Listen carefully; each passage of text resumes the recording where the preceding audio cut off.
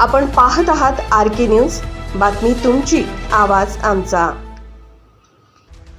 मंडळी, जे उपमुख्यमंत्री अजित पवार शेतकऱ्यांना सगळं फुकट कशाला हवं, जरा हातपाय हलवा असा सल्ला देत होते, त्या अजित पवारांच्या मुलानं हातपाय हलवत 1800 कोटींच्या जमिनीचा व्यवहार 300 कोटींमध्ये केला आणि 300 कोटींच्या जमीन खरेदीची 21 कोटींची स्टॅम्प ड्युटी माफ करून घेतली आणि 500 रुपयामध्ये व्यवहार फत्ते केल्याचा गंभीर आरोप होतोय।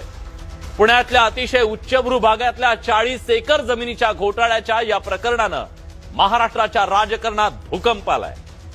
मुख्यमंत्र्यांनी प्रकरणाचं गांभीर्य लक्षात घेत कारवाईचे आदेश दिले।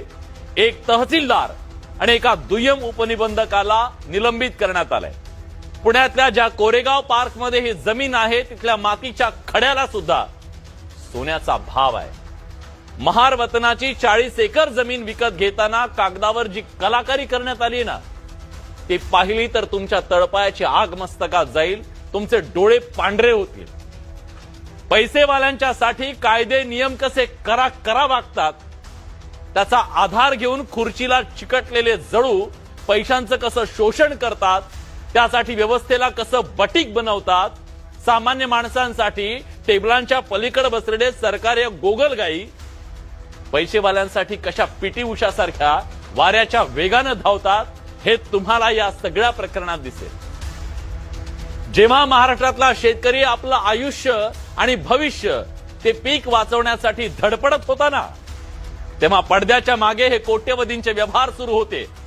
आतापर्यंत या प्रकरणातील ज्या बाबी समोर आल्या त्या सामान्य माणसाला अक्षरशः चक्रावून टाकणाऱ्या आहेत। त्यामुळे 5 गंभीर सवाल उपस्थित करतोय। प्रश्न क्रमांक 1, वतनाची अहस्तांतरित जमीन खरेदी करताना गैरव्यवहार झाला का? प्रश्न क्रमांक 2, 21 कोटींची स्टॅम्प ड्युटी माफ करण्यासाठी खोटेपणा केला का? प्रश्न क्रमांक 3, 1 लाख भाग भांडवल असलेल्या कंपनीनं 300 कोटींची जमीन कशी खरेदी केली?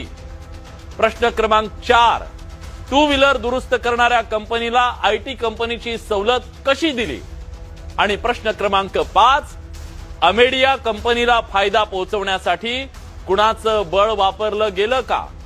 या 5 प्रश्नांची उत्तरं आज महाराष्ट्राला हवी आहेत, कारण गरिबाचं झोपडं विकत घेताना सुद्धा स्टॅम्प ड्युटीत 5 पैशाची सूट मिळत नाही।